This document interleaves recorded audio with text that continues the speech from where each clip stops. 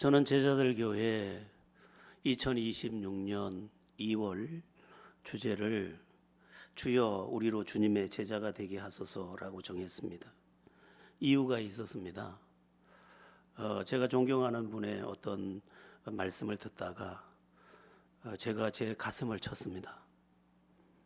한 시간 한 시간 은혜만 끼쳐서는 안 되는 것이었는데,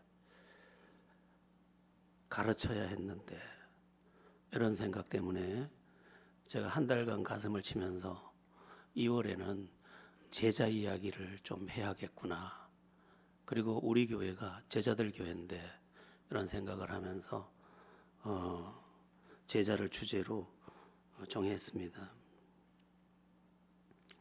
또 우리가 주님을 정녕 믿는 사람이라면 주님의 제자가 돼야 마땅하기 때문이기도 합니다. 그럼 제자가 누구이냐? 여러 가지 의미가 있는데 가장 핵심적인 정의는 제자는 배우는 자다. 이게 첫 번째, 그리고 핵심 정의입니다.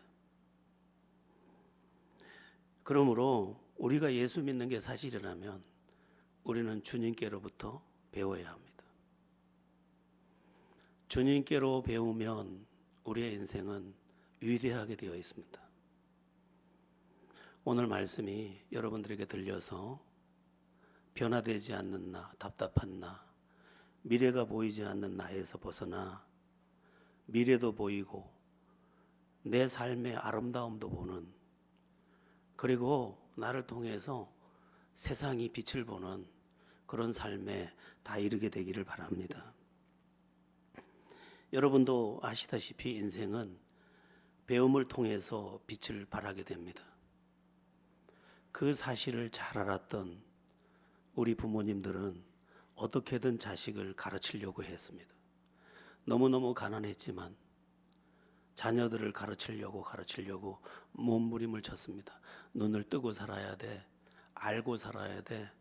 그러면서 거친 농사일을 하면서도 자녀들을 가르치려고 했습니다. 여러분, 배워야 합니다. 배우면 달라집니다. 그런데 잘 배워야 하고 바르게 배워야 합니다. 나쁜 것을 배우는 사람들도 있습니다. 그거는 망할 일입니다. 가령 예를 들어 도둑질을 배웠다. 그러면 그는 망합니다. 여러분, 도둑질을 배우는 사람이 있을 것 같습니까? 없을 것 같습니까? 있습니다. 도박을 배우면 도박을 배우면 어떻게 됩니까? 망합니다. 도박 기술을 배우는 사람이 있습니까? 없습니까? 있습니다.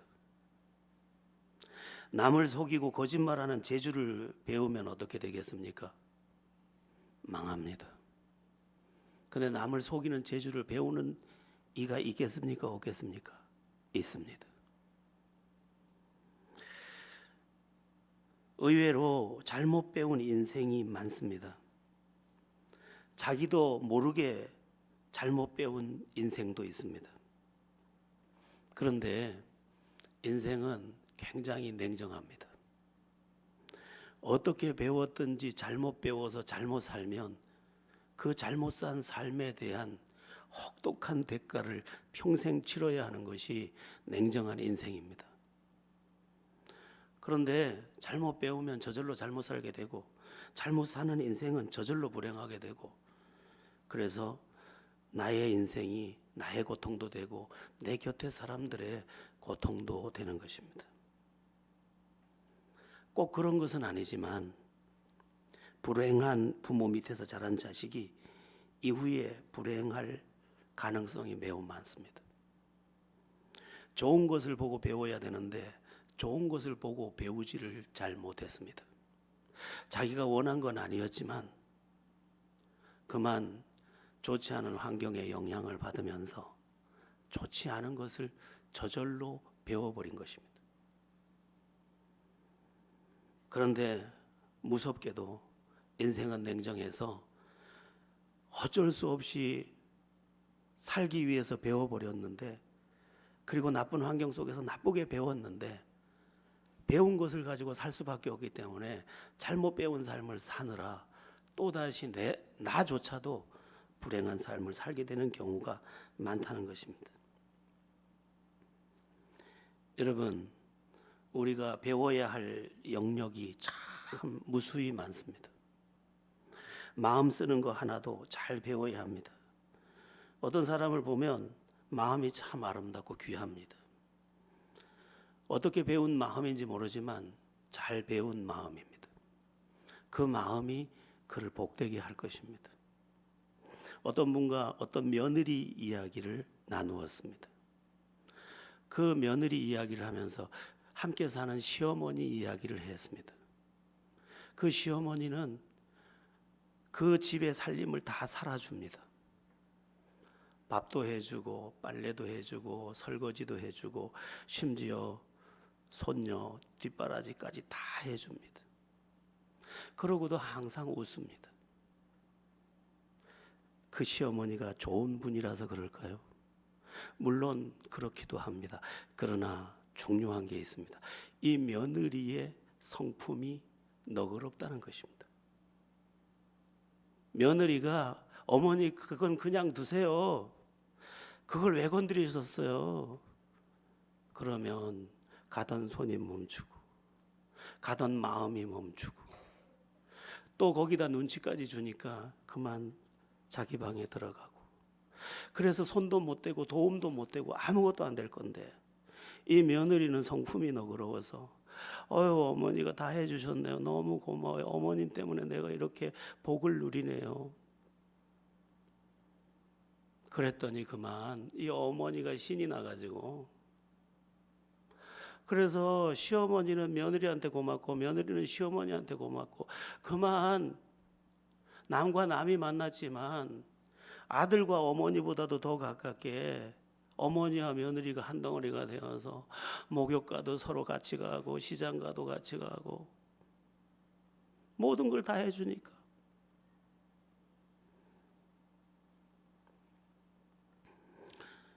잘 배운 좋은 성품 때문에 모든 것을 누리는 것입니다. 여러분, 항상 하나님 앞에 잘 배우도록 기도하십시오. 어떤 사람은 말하는 습관이 참 좋습니다. 덕스럽게 복스럽게 어떻게 그렇게 말을 잘하는지 모릅니다. 성경에 보면 이 말에 대한 말씀이 많이 나오는데 말은 복도 부르고 재앙도 부른다고 되어 있습니다. 그런데 어떻게 배웠는지 잘 배운 말의 습관은 이 사람에게 계속해서 복을 넣어주는 것입니다. 그 따뜻한 말이 따뜻한 가정을 만들어내고, 그 긍정적인 말이 긍정적인 일들을 불러오고, 그 칭찬의 말이 아주 북돋아서 항상 화기애애한, 그래서 그 숲에서 자기도 행복한 인생이 되는 것입니다. 친구 관계 속에서도 그만 좋은 말을 자꾸 하니까, 좋은 말을 자꾸 하다 보니까 좋은 친구들이 생기고 적이 없고, 말 한마디도 잘 배워야 합니다. 개그우먼 장도연 씨가 말을 날 웃기려고, 개그우먼을 웃기기 위해서 말을 하니까 막 이런저런 말을 막 하니까 그 말을 바로 고치는데 7년이 걸렸다더라고요. 7년, 10년 가까이 걸렸다더라고요. 지금은 굉장히 내용 있는 프로그램을 진행하고 있죠.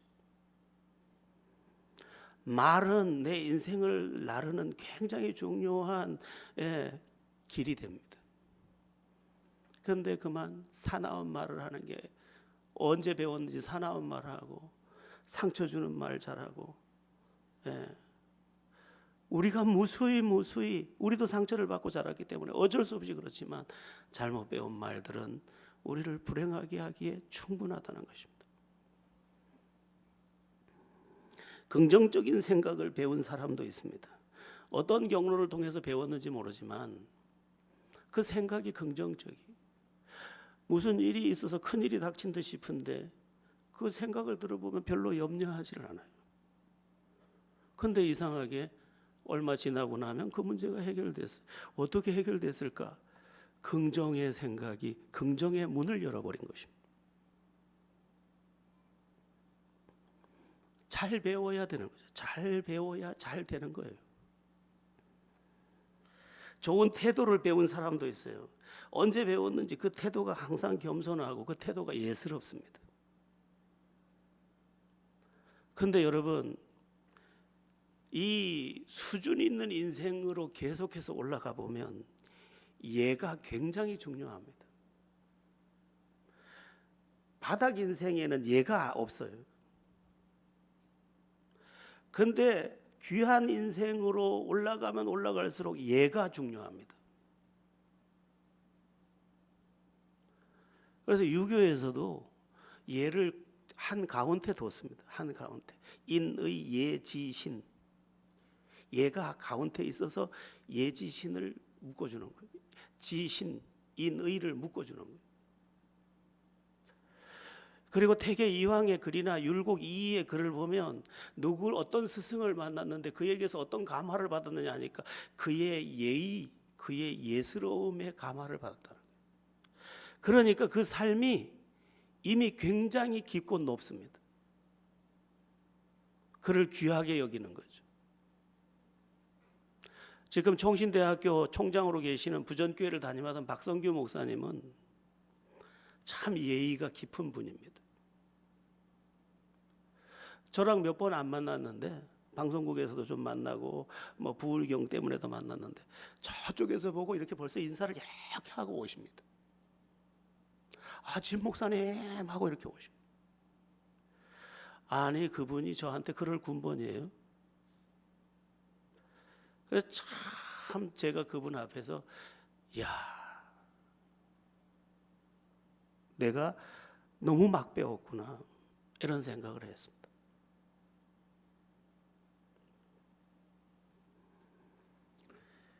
배운 것을 가지고 사는 것이 인생이고 배운 것을 가지고 사는 것이 운명을 낳는데 잘못 배우면 큰일이 나는 거죠. 그럼 잘 배우는 것 중에 정녕 잘 배우는 것은 무엇인가? 진리의 주인 되시고 구원의 주인 되시는 예수님께 배우는 것입니다. 그래서 예수 믿는 사람은 예수께 배우는 사람이에요. 예수께 배우면 틀림이 없습니다. 그런데 우리가 뒤에 보면 이야기하겠지만 예수께 잘 안 배워버렸어요. 기독교 신앙에서 예수께 배우는 이 배움을 세 글자로 정리한 게 제자도입니다. 영어로 discipleship입니다. 제자 되기, 이게 첫 과목이에요. 제자가 돼야 합니다. 근데 제자가 누구냐? 배우는 자입니다. 단 하나의 명제를 가져와라. 배우는 자. 근데 이 배움은 지식을 말하는 게 아닙니다. 지식은 지식인데 삶과 연결되는 지식을 말하는 것입니다. 그래서 헬라어 마데테스를 썼는데 배운 것을 살아내는 것이 제자입니다. 그러니까 주님의 제자가 된다는 것은 주님께 배우고 주님께 배운 것을 사는 삶을 말하는 것입니다. 그것은 우리에게 놀라운 결과를 줍니다. 주님께 배우고 주님께 배운 것을 가지고 내가 산다고 하면 우리의 인생은 위대하게 됩니다. 왜냐하면 주님의 가르침은 진리요, 주님의 가르침은 위대함과 승리와 영광이기 때문이에요. 우리의 문제는 뭐냐면 주님께 배운 게 아니고 예전에 어린 시절에 그리고 상처받은 그 시절에 배운 것을 가지고 그냥 사는 거예요. 이게 변화를 경험하지 못하고 또한 위대한 인생, 아름다운 인생, 눈부신 인생에 이르지 못하게 하는 최고의 문제. 여러분들 중에도 더러 알 수 있는지 모르겠는데 후안 카를로스 오르티즈라는 분이 계십니다. 아르헨티나 부에노스 아이레스에서 태어나신 분인데 대단한 아르헨티나의 부흥을 주도했던 분입니다. 많은 책을 쓰셨습니다. 그분의 책 중에 가장 대표적인 저서가 제자입니까? 라는 책입니다. 그 제자입니까? 라는 그 책 제목은 계속해서 제자입니까? 라는 물음표를 우리에게 계속 던지는데 13과 여러 이렇게 과가 있는데 13장에 가면 이런 질문을 합니다. 당신은 교회의 회원입니까? 아니면 주님의 제자입니까? 그러면서 회원과 제자를 구분해 놓습니다. 회원은 누구냐? 그 공동체에 속하여 자기 이름을 거기에 두고 자기 위치를 두며 모든 것에 참여하고 심지어 봉사도 하되 삶에서는 주님의 가르침을 살지 않는 자.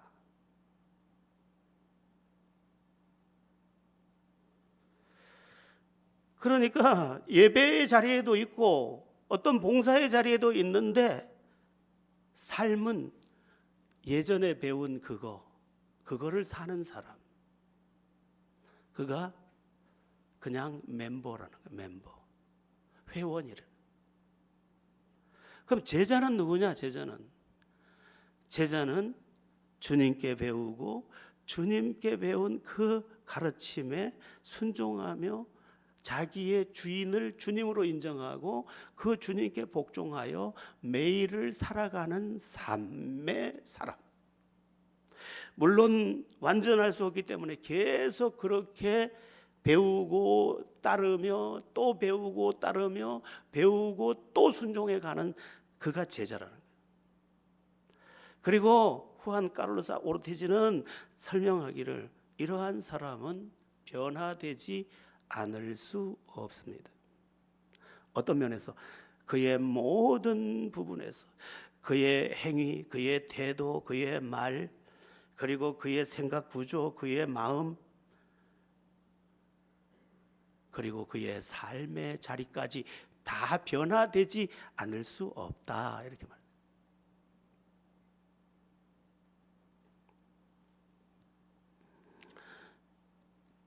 자, 여러분, 그렇다면 우리 예수님께서 우리에게 가르친 것이 뭘까? 크게 두 가지를 말씀드리겠습니다.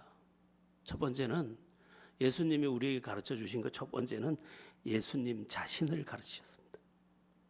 왜 예수님께서 예수님 자신을 가르치셨느냐? 예수님이 구세주고 예수님이 우리의 모든 문제를 해결할 분이기 때문에 당신 자신을 가르치셨습니다. 우리 함께 요한복음 5장 39절을 함께 합독해 보겠습니다. 먼저 요한복음 5장 39절입니다. 너희가 성경에서 영생을 얻는 줄 생각하고 성경을 연구하거니와 이 성경이 곧 내게 대하여 증언하는 것이니라. 성경을 가르치는데 성경이 누구를 말하는 것이냐? 예수를 말하는 거기 때문에 예수님은 당신 자신을 말씀하셔야 했습니다. 그리고 예수님을 알아야 구원과 영생을 얻을 수 있기 때문에 예수님은 예수님 자신을 소개하셨습니다. 우리 요한복음 17장 3절입니다. 굉장히 중요한 요절이니까 외워두셔야 합니다. 읽어보겠습니다. 영생은 곧 유일하신 참 하나님과 그가 보내신 자 예수 그리스도를 아는 것이니이다. 영생에 이르는 것, 영생이라는 이 단어 속에는 영원한 생명만 들어있는 것이 아니라 하나님의 자녀로서의 누릴 수 있는 모든 것이 들어있는 것을 포함해서 모든 것은 어디에서 비롯되느냐? 하나님 아는 것과 예수 아는 것에 있다. 이렇게 지금 말씀하고 있는 것입니다. 그러니까 예수님께서 예수님 자신을 지금 가르쳐 주고 있는 것이죠. 여러분, 어떤 사람이 왜 예수를 못 믿습니까? 예수를 모르기 때문에. 예수님이 구세주요, 죽음의 문제를 해결하시는 분이요, 나의 불행의 문제를 해결해 주시는 분이요, 나의 모든 저주를 물리쳐 주시는 분이요, 죽음의 문제를 해결해 주시는 분이요, 죽어도 다시 살리시는 분이요, 사망에서 생명으로 옮기는 분이시요, 이 모든 것을 진짜 안다면 어떻게 그분을 안 믿을 수 있겠느냐? 운명을 바꿔주시는 그분을 알고서야 어찌 그분을 안 믿을 수 있겠느냐?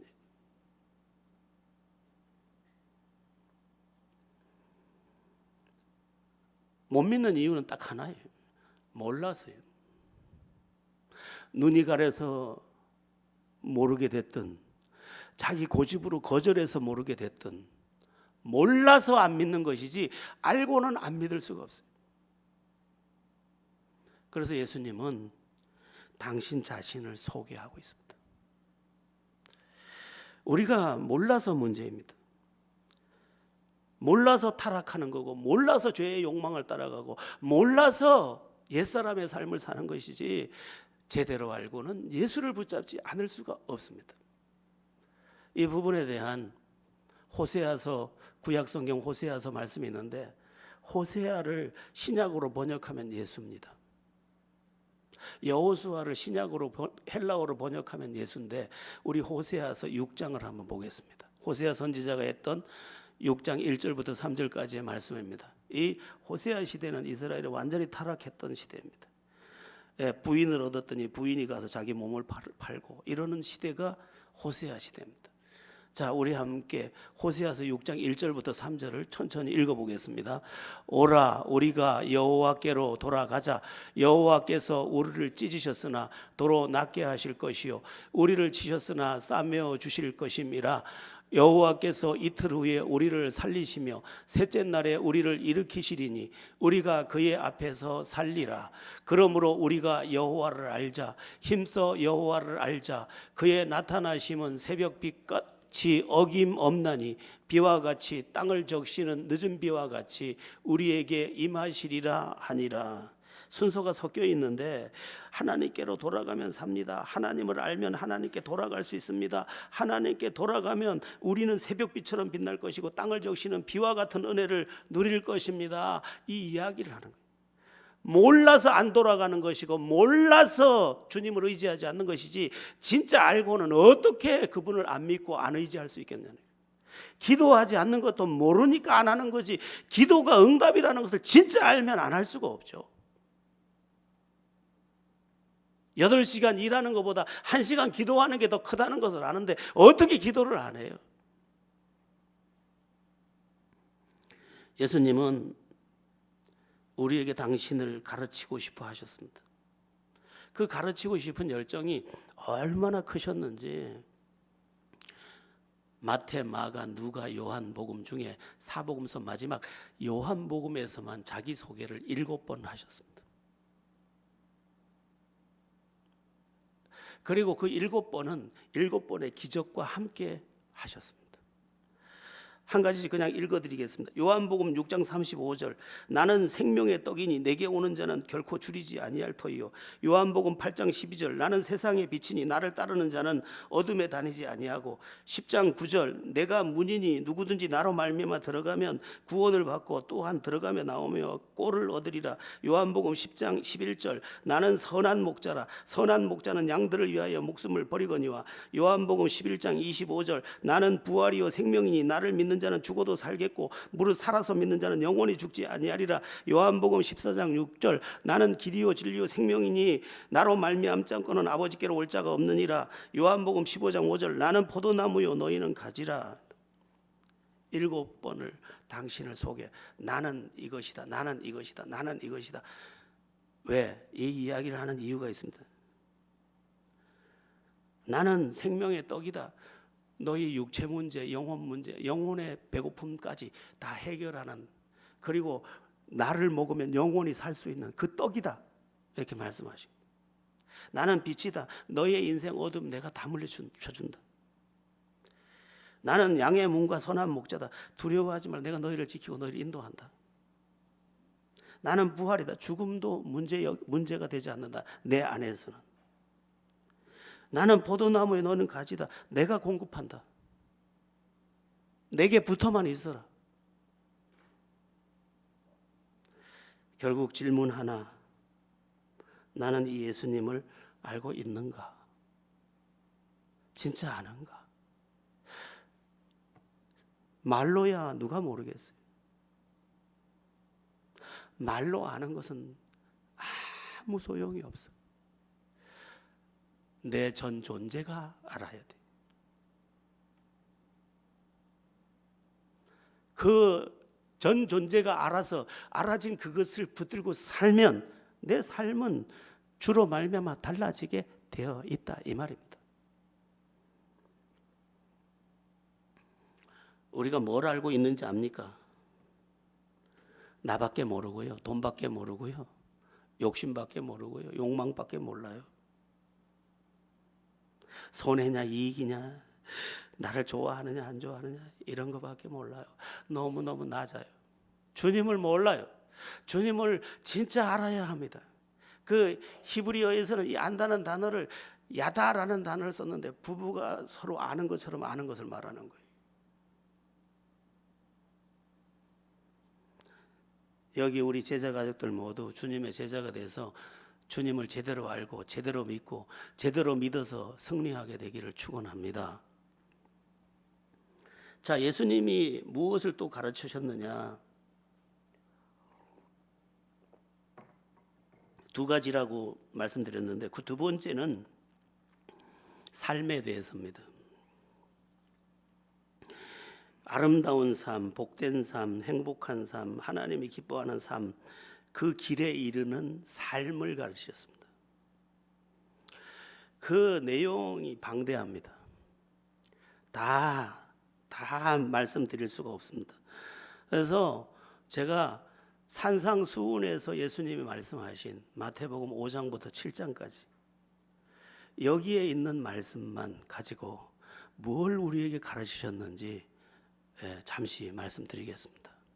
물론 마태복음 5장 3절부터 12절까지인가 13절까지는 8가지 복에 대한 말씀이 나오는데, 이것까지 집어넣으면 너무 분량이 많기 때문에 이것은 여러분들 나와서 팔복에 대해서 읽어보시고요. 6장부터 7장 두 가지만 말씀드리면, 첫 번째가 하나님 앞에서 살아라. 이게 첫 번째입니다. 사람에게 보이려고 구제하거나 기도하지 마라. 하나님 앞에서 믿어라.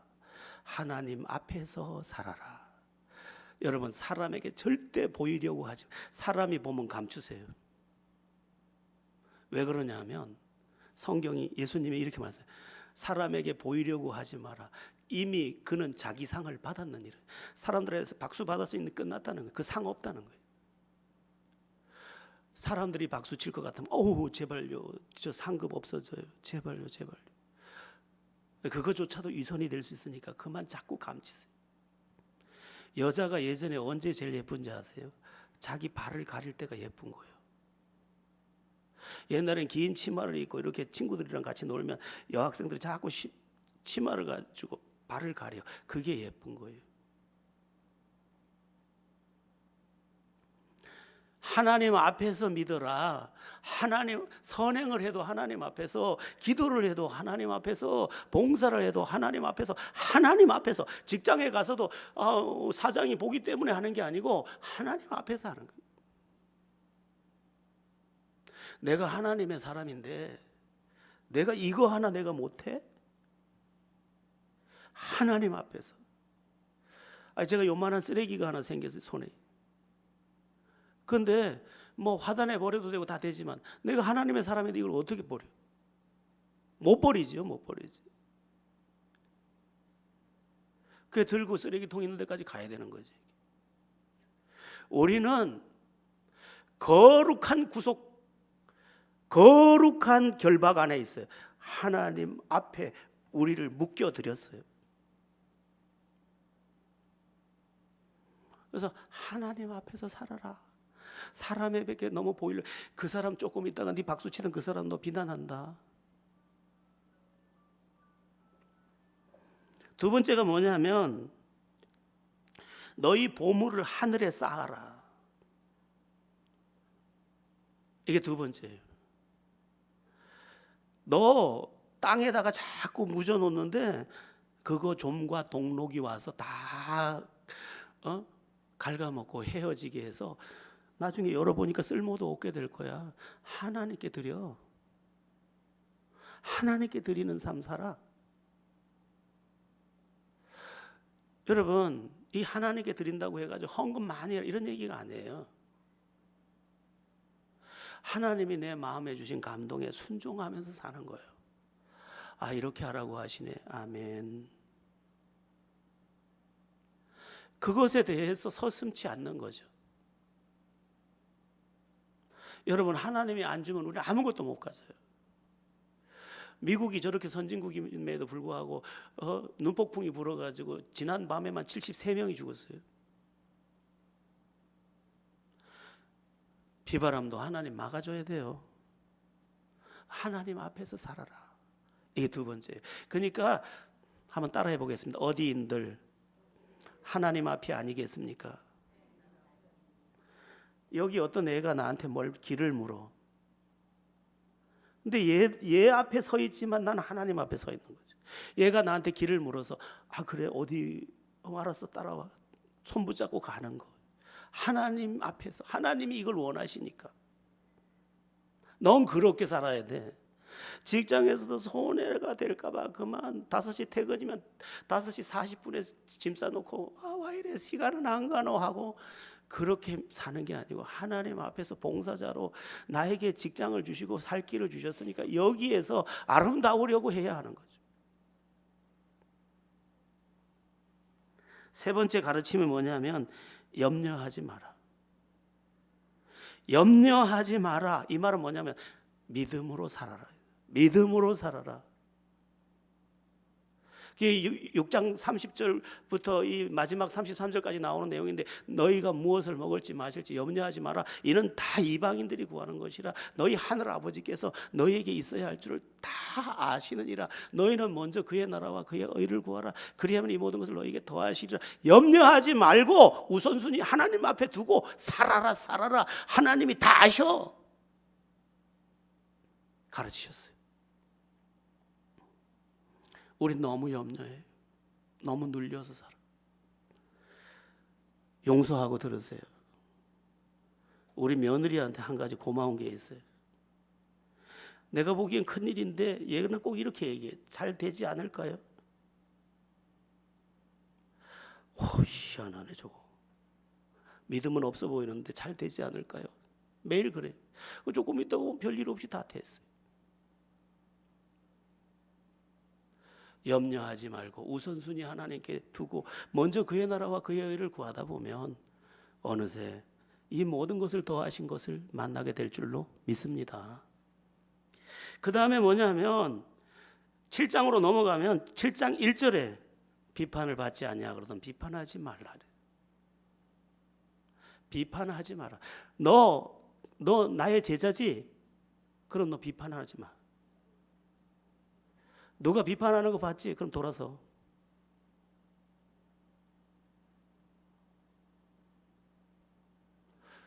어떤 분이 글을 써서 이렇게 써놨더라고요. 아무리 위대한 비평가라도 비평가의 동상이 세워진 역사가 없대요. 그가 음악 비평가든 무슨 비평가든 비평가의 동상은 세워진 지 아무리 위대하다고 해도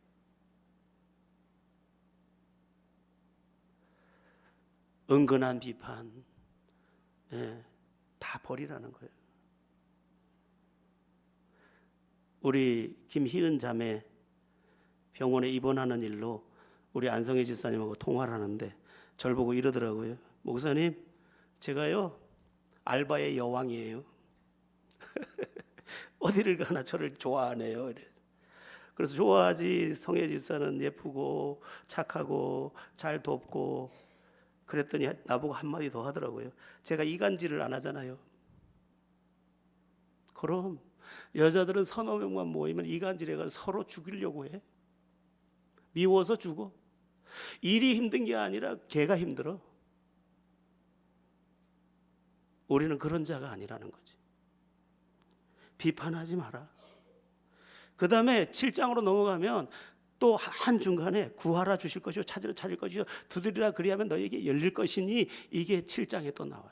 기도하며 살아라. 하나님을 의지할 줄 아는 사람이 되라 이렇게 말했어요. 여러분 우리가 왜 초라합니까? 전능하신 아버지가 계신데도 그분을 의지할 줄 모르기 때문이에요. 그분을 진짜 인정하고 그분을 진짜 의지할 줄 알면 초라할 수가 없어요. 그분이 은혜를 기도하는 그 자리에서 적어도 그 문제를 해결하지 않을지라도 그걸 감당할 능력은 주셨어요.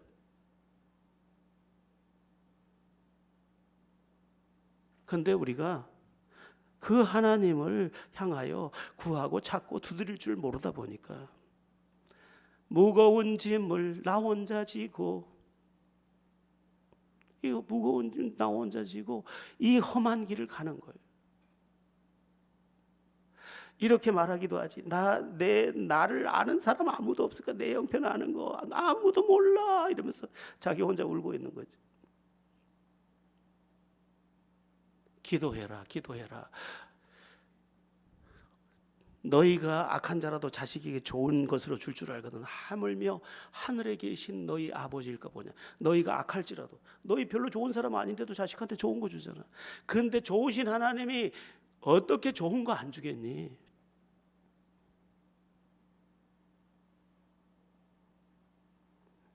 그 다음에 그 7장의 마지막에 반석 위에 지은 집이 나오는데 말씀을 듣고 행하라는 거예요. 말씀을 듣고 행하라. 네 이거 배웠어? 그럼 그거 가지고 살아. 너 그 전에 고등학교 때 배운 거, 친구들 사이에서 못되게 배운 거, 그리고 세상 가치관에 빠져서 배워서 그렇게 행했던 거, 그거 다 버려. 나한테 배운 거 가지고 살아. 요한복음에서 말씀한다면 수고하고 무거운 짐져도 다 내게로 오라. 내가 너희를 쉬게 하리니 나는 마음이 겸손하고 온유하니 너희가 내게 와서 배우라. 나한테 배운 거 가지고 살아. 누가복음 6장 38절처럼 주라 그리하면 주시리니 곧 후이 되어 흔들어 넘치도록 너희에게 안겨주리라 했으니까 나한테 배운 대로 자꾸 주려고 해. 왜 나한테 배운 거로 살지 않고 엉망진창이고 타락하고 마귀가 왕노릇하는, 죄가 왕노릇하는 곳에서 배운 그걸 가지고 거름더미 같은 삶을 살고 있느냐는 거죠. 그 못된 고집은 언제 배웠는데 그거 가지고 여지껏 사냐 이 말이에요. 그거 안 된다는 거지.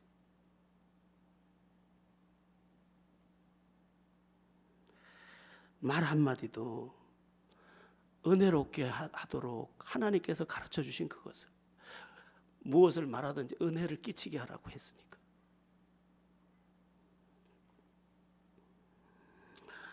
뭐 이런 말씀이 5장에도 보면 빛과 소금에 대한 말씀도 나오는데, 너희는 세상의 소금이니 소금이 맛을 잃으면 무엇을 짜기. 소금은 희생과 영향력을 말하는 거예요. 너 좀 어디 가서 희생하려고 해. 네가 그거 했다고 해서 그 못 알아줘가지고 화가 나서 길길이 뛸 거면 하지 마. 또 너희는 세상의 빛이라. 너희 착한 행실로 하나님께 영광을 올리라고 했는데 너 착하게 살아. 여러분 마태복음 5장에서 7장까지만 봐도 기가 막혀요. 거기 팔복을 보면 심령이 가난한 자 복이 있고, 애통하는 자가 복이 있고, 온유한 자가 복이 있고, 긍휼히 여긴 자가 복이 있고, 마음이 청결한 자가 복이 있고, 의를 위해 박해받는 자가 복이 있고, 8가지가 쫙 나열되어 있잖아요. 그게 복인 거지. 그저 나밖에 몰라가지고 나에게 갇혀가지고 내 생각으로 판단하고 내 그 옛사람의 그 잘못된 배움을 가지고 적용을 하다 보니까 엉망진창이 나버리는 거죠.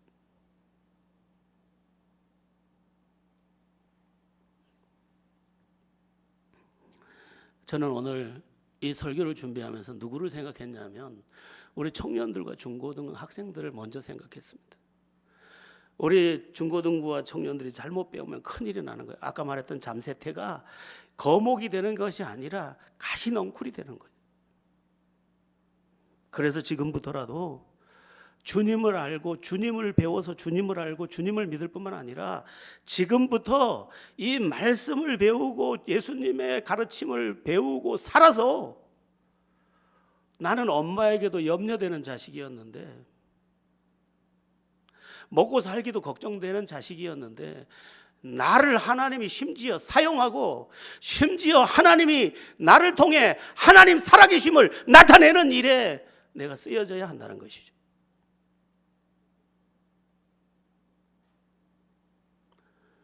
우리는 다, 어제 제가 중고등부 청년부 수련회 그 설교 제목을, 강의 제목을 종이 한 장의 차이라고 했는데 다 사람 비슷해요.